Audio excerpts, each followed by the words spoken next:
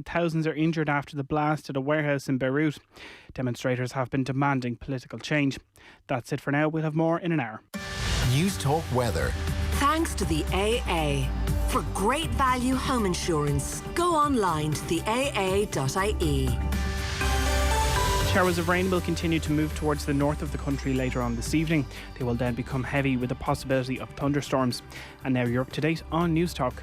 Monday Night Rugby on Off the Ball. With Vodafone, official sponsors of the Irish rugby team. Team of us. Everyone in.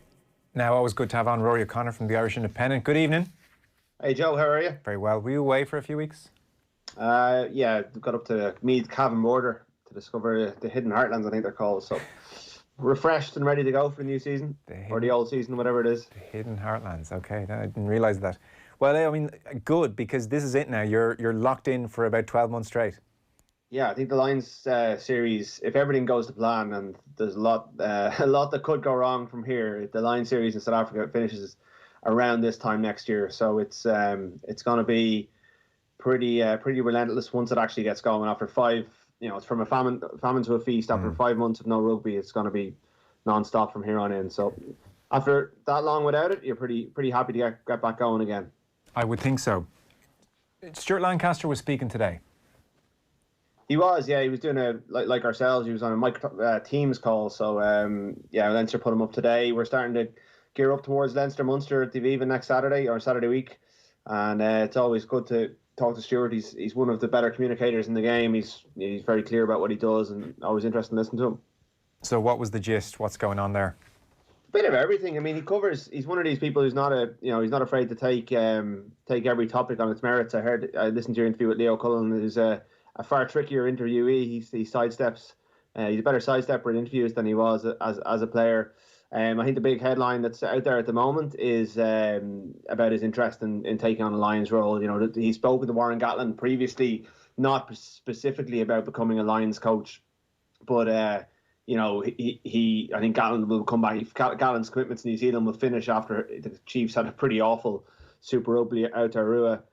Finished up last weekend. Gatland's now pretty much free to come back and start concentrating on the Lions once he's kind of debriefed there. And he'll be putting together his I think the next step is that he'll talk to the unions and all that sort of thing, and see who's available. You'd imagine the RFU won't be that keen on Andy Farrell going, for example, even though he's been on the last 2 tours, whereas Lancaster, his star has risen to such an extent at Leinster, he would seem, and also his Leinster commitments will finish no matter what before the Lions get going. He would seem like a really obvious a really obvious good candidate to go and tour South Africa and really add to what Warren Gatland has to offer. He would, not least because of the way he has worked under Leo Cullen, and Gatland will happily be that figure, and Lancaster equally, which is important, will happily be the on-the-field figure as well. Yeah, and he has I think the Saracens players are going to backbone this Lions tour. I think, the fact that they're going to be playing in the Championship all year, and, we'll be lightly raced across the year. We'll turn out for England, we'll turn out against Leinster, and we'll play a couple of games in the Championship across the year to get them over the line. He has a really good relationship, a really long-standing relationship. Some of it might have broken down over the 2015 World Cup, but I'm sure that will be left firmly in the past. I mean, he gave most of that England generation their test debuts, and it'd be a lovely redemption story as well if he was to go and take them on a tour. I think the fact that he's such a good working relationship with the Leinster players, with those players as well who's worked with in England, I mean, that's going to be a good chunk. And Gatland has a long-standing relationship with the Welsh crew. That's a pretty good base to go from. I know there will be a few Scots, but they'll get over it pretty quickly, I'm sure. They're just happy to be there. But no one cares about the Scots. That's frankly what you're building. Stuart Hogg and the rest of them could be left behind. Okay, so we may well see Lancaster on a Lions tour. 12 days till Leinster against Munster at the Aviva Stadium. What's the word on Dan Levy, Rory? Yeah, it sounds like Levy's. We will see him in blue maybe in September, but I'm not sure he's going to make this one. I think they're going to be. I don't think he's put a full week's training together yet, so they're going to. He's come off 17 months out with a cataclysmic knee injury. It's a bit of a miracle that he's even able to get to this stage. So I think it might be a little bit more time. I think we'll have to wait before we see him. James Ryan, I think that they're hopeful that he'll make Saracens. I guess Saracens, for all that they've 4 really big games between now and the middle of October when they're or the middle of September when they're due to play Saracens. That's the big one. So I think anyone who is any sort of a doubt will probably be held back a little bit for that one. So I think they're hopeful of getting Ryan there. Adam Burns gone for surgery. He's out for 12 weeks. And they've one or two others, I think. But Ryan and Levy are the big ones. And I think they hope to have Levy back for, if not one of these derbies, a Pro 12 or Pro 14 semi-final, albeit, like, do you throw a guy in after 17 months in the semi-final? Like, where's this guy going to get I think there are going to be some Interpro A games. Maybe he comes back in one of those just to give him some sense of easing himself back in. Because the Leinster, Munster and Ulster games are going to be pretty tough, and then it goes straight into knockout rugby. So that was Lancaster today. Andy Farrell was speaking last week. He's going to have a busy period clearly coming up. 6 tests potentially in 7 weeks, and European finals perhaps for Leinster around that. He's got a lot to juggle. So again, it's from famine to feast for him in a serious way. If we use our conversation here as a bit of a catch-up on what's been going on the last week or so in Irish rugby, what was Andy Farrell talking about? Any big news lines out of that press conference? I think he spoke for as long as a rugby match. I think Dave Kelly in our place kind of put it. He was on for 80 minutes, so I think he covered every topic there was to be covered. Right. I guess the big things are how he's going to manage that period. I think he used the word adaptability 10 times across the interview. I think that's a big focus for him. He is someone who kind of has a message and re-emphasizes that message when he's talking to the media. He definitely comes in knowing what he wants to say and gets that out there. So I guess he's looking back at that England game. He's probably been watching that England game over and over again, given it was the last outing they've had, and it's a pretty poor way of leaving things. And I'd say, I suppose you have to stop yourself from overanalyzing that, but I'm sure he has learned an awful lot about his team through that disastrous first half and better second half and the kind of reminder to Ireland of where they stand in the kind of power rankings at the moment. And I use power quite deliberately in that Ireland have been so far off in the power stakes against big teams. I think we're going to see him try and move towards kind of bigger, more dynamic players over the next year. We're going to see loads of players capped in the next couple of months. James Lowe is the most interesting one. Andy Farrell talked about that. He talked about how much James Lowe has to do to get into the team, and he's not going to walk straight in. I think that's, he has to say stuff like that, but James Lowe's, he's probably the best winger in Ireland right now. Stockdale will have something to say about that, but he's definitely going to get a go. And that's, if you park your concerns, if you have concerns about the residency laws, that's a pretty exciting prospect in a green jersey. But I think he's going to have to cast his net pretty wide because he's going to play, I think it's 6 tests in 7 weeks, and that's an incredible amount of attritional rugby on the back of the end of this season. Yes, it's true. There'll be a European Cup final the week before the Italian game. So, you're asking a lot of, not least Johnny Sexton, to play the Italian game. So right off the bat, you would expect in that first Six Nations game ahead of Paris a week later, the Italian game will be a very experimental side. It's an interesting one, isn't it, that England game will be one of the few pieces of tape that he can really get stuck into and look at in depth. It mightn't be the worst thing in the world for Irish rugby, because if we're going over the last 24 months, as you said, bigger sides, both at provincial level with Saracens in particular and international level with England in particular, have had the edge over Irish rugby, the best of Irish rugby. Leo Cullen used the phrase that Saracens strangled them in Newcastle when he was on with us last week. And I'm struck, you think that the solution will be, well, frankly, we can try and outthink this and come up with different plans to get around this, but frankly, we just need bigger and stronger players. We're just going to meet fire with fire. You suspect that's the conclusion they'll come to? Well, I mean, within the remit that he has or the resources that he has, he can't, Munster have run aground against bigger, more powerful teams in Europe over the last couple of years, and Johan van Graan went and got permission to sign arguably the most powerful forward in World Rugby and one of the most powerful backs as well. Unfortunately, they're going to be with the Springboks for the Rugby Championship because they're World Cup winners. Andy Farrell can't go to the market in that way, so he has to be a bit more creative about it. But I do think we're going to see decisions made partly based on a player's ability to win the gain line and to stand up to the ferocity that those kind of teams will bring. And I think France will be the first big test of that on October 31st. I guess Andy Farrell privately will be hoping that Ulster and Leinster go out at the quarter-final stage because it will give those players a big rest going into the Six Nations. But yeah, I mean, he's heavily reliant on Leinster players, particularly in his forward pack.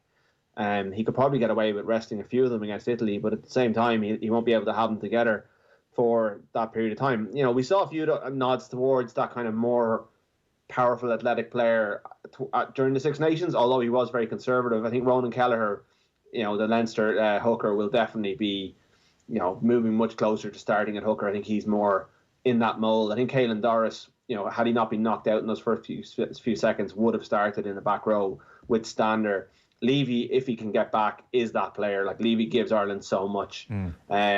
So, you're starting to build a pack there that's very powerful, very big, very dynamic, and get around the park. We don't have Pacific Islanders ready to go who grew up in the country like England do. Like, England have just blessed with this really, really diverse group of players that they can call on, and they just have all sorts of body types and athletic profiles, and it's just a lovely blend when it comes to building a rugby team. Most of these players came through private schools in South Dublin, so you are limited in that way. And that's Leo Cullen. The other thing he said after the Saracens game was that it was just genetics. So you're going to have to fight and be smart as well as that. But I do think the power will. He did use the words power and dynamism an awful lot during that Six Nations, and I think the England game will only have re-emphasised that.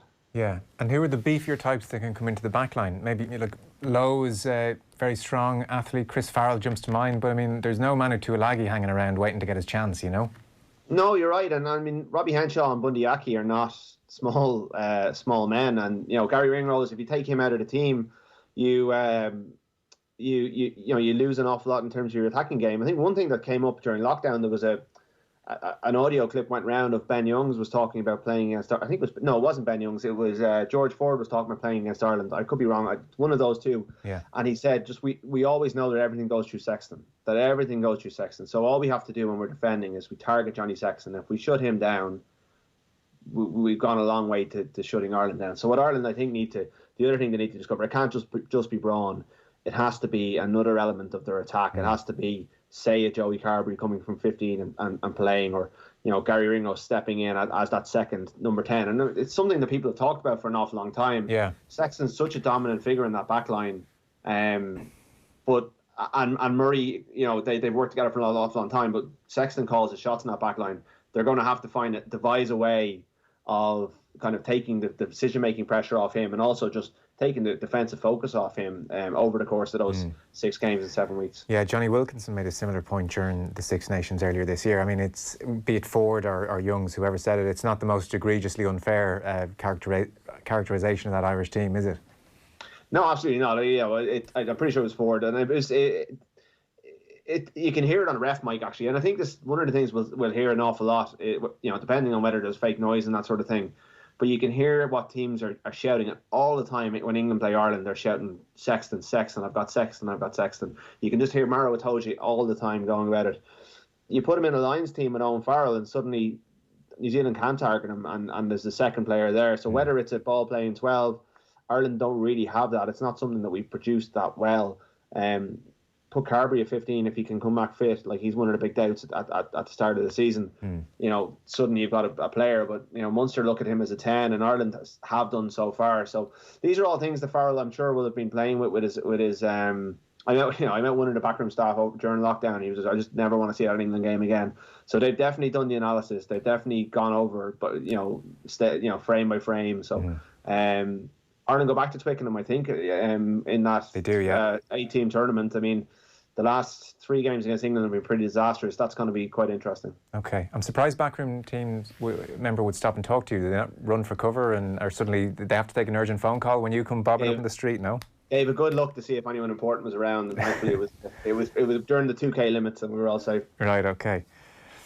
So World Rugby have pushed back the new residency rule as well. You were writing about this in the Irish Independence. 3 years out to 5 years was the rule change before eligibility kicked in, and now it means, because of the pandemic, 2018 signings can play for their respective countries and newfound respective countries in 2021 as opposed to 2023. Is there any super signing in Irish rugby that suddenly is going to be available now? Does this change much? No, the RFU got all their business done before the end of 2017, really. They got the James Lowe across the line. I think Jared Butler, Chris Cloutey were the 3 kind of more established players, the Connacht captain and the Munster back row. And then they signed two teenagers out of school from South Africa, from Munster, one of whom has already gone back, but the other one, Keenan Knox, is going to be part of their senior squad this season. And Roman Salanoa, the tight head prop from Hawaii, who just left Leinster from Munster, they all got in just before. So then the RFU pivoted their business towards signing Irish eligible players from overseas, generally England, really, the guys who have an Irish or can qualify to play for Ireland through parents or grandparents. So Matt Gallagher, who's just joined Munster, or Mike Haley, who's played for Ireland, Will Allison, those kind of guys. So that was the kind of change in strategy. I think Scotland will be the big winners. They've got a South African prop, Pierre Schumann, who's a very good player. You may remember he got sin-binned or gave away the big penalty against Munster in the semi-final last season, or if not the season before. So, and I think Japan have a few lined up. But most teams would have gone away from signing players on that basis because the rule was changing. They've cited player welfare. I think it's just, even just everything's a challenge this year, so they've decided to push it back. I don't think it's going to have a massive impact, albeit, I'm sure if the RFU knew, they would have tried to get a few more players in, because it just added to the mix of players that they're able to choose from, and they'd already taken most of the heat for the what they were doing anyway, so why stop with the ones that they have? It's funny, be it Doug Howlett or Rocky Elsom or take your pick. I think the provinces would pride themselves on having signed very good foreign players who've made real impacts. But you, in the paper, had the 9 players who have played for Ireland under this rule. Like, it's far from a complete success story, isn't it? Like, it's the top of the tree. CJ Stander, 41 caps. Bundy Aki, 26 caps. And then I suppose you'd have to include Jared Payne as well with 20. Beyond that, the other 6, Richard Strauss, 17 caps, okay, Nathan White, Quinn Roux, Jean Klein, Rodney Ayew, Robbie Diak.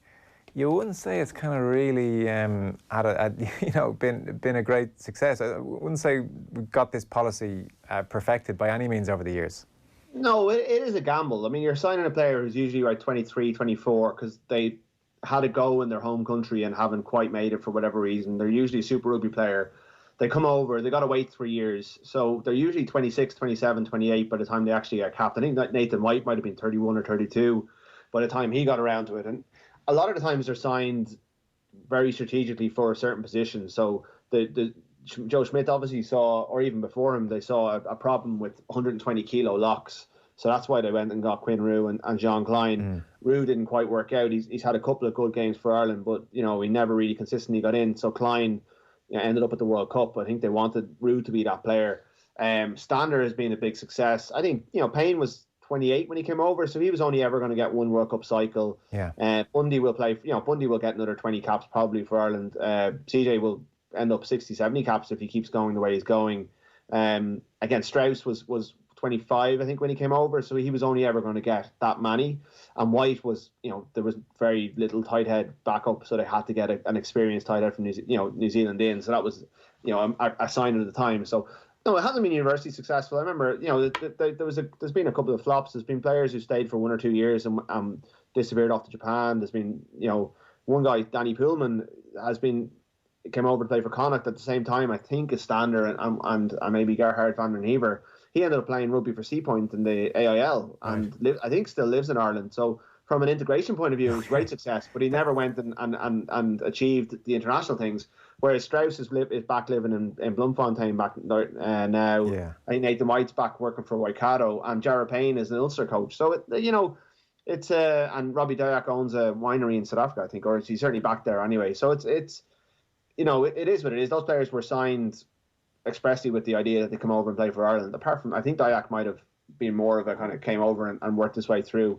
They did it, and by and large they've gone home. And that I never have a problem with the players themselves. I just didn't like the rule in the first place. But it's been hit and miss at times. But the players that they have gotten, those 4 players who have got 17 plus caps, I think they've all contributed to the jersey. They've all played in World Cups, and they've all done quite well when they're.